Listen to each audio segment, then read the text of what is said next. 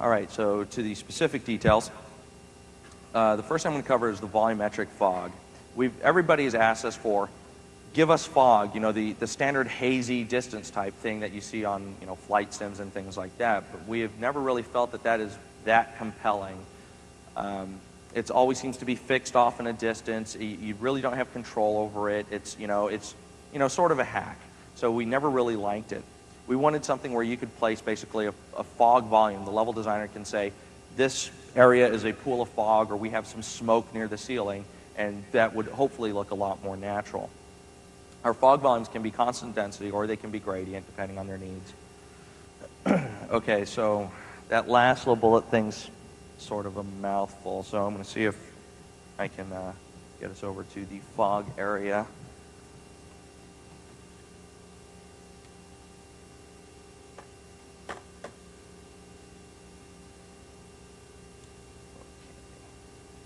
You folks actually see that okay? Ooh, that's bright. Okay, so that is our volumetric fog. So it's a pool of fog as opposed to something that just goes off in the distance. So if we were using standard OpenGL fog, that little cross light up there would actually be fogged the same as that health ball down in there. All right, so the way we do this is that we do a third pass, assuming that that's all two-pass rendering where you're doing the light map, then your base texture. We do a third pass that's just an alpha blended triangle on top of it.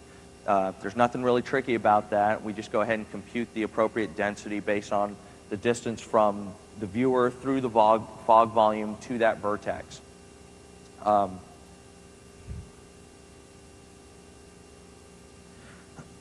just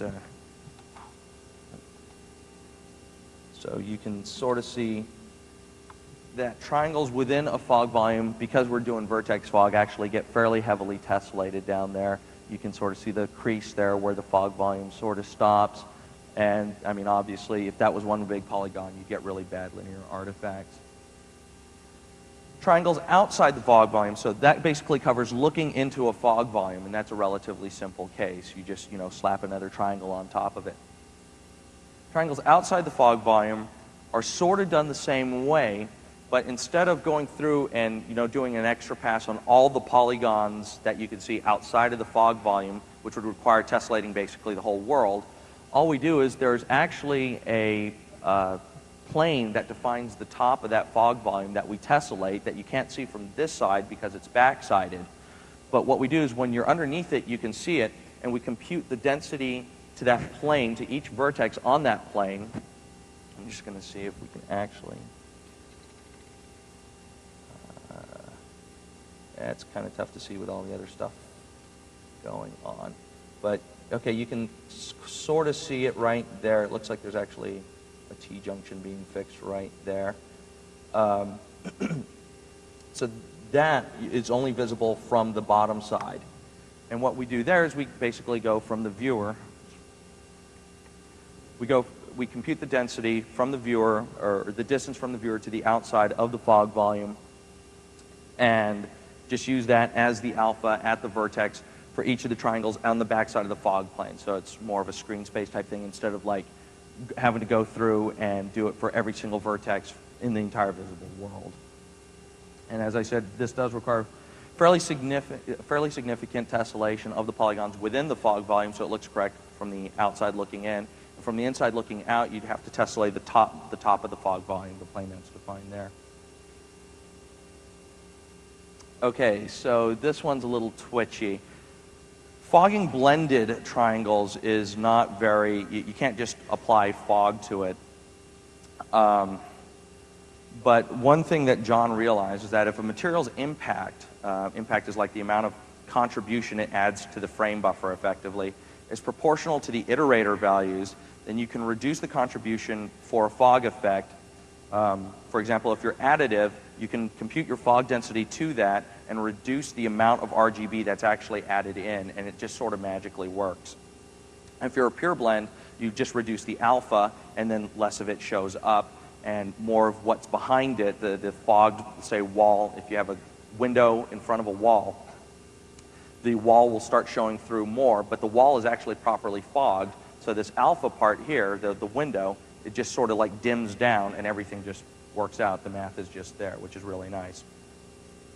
So the advantages of our technique means that we can get a true volumetric fog, which we, like I stated earlier, is something that we think is desirable over a distance-based fog.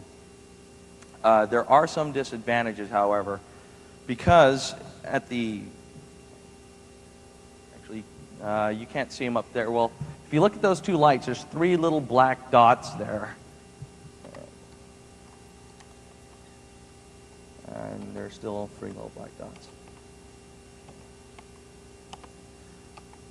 And those are basically the result of a T-junction. Where the fog plane sits, we have to tessellate heavily beneath it, and what's on top is not going to be tessellated exactly, so we have the opportunity to get some T-junctions in there. So wherever there's fog, unfortunately, we get some little sparkles. That's theoretically fixable, but the cost incurred with that probably is not worth it. We also get the triangle interpolation artifacts. You can probably see it right there next to the staircase. They're a bit more objectionable when you actually move around, so you can still see this one sort of locked in there.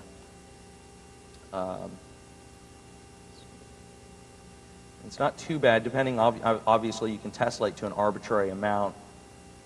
Sides of the stairs there, same kind of a thing. You can tessellate to an arbitrary amount in an attempt to get that, make that go away, but then you're just incurring a greater performance cost. But you can definitely see sort of the triangle artifacts, you know, over there on the sides.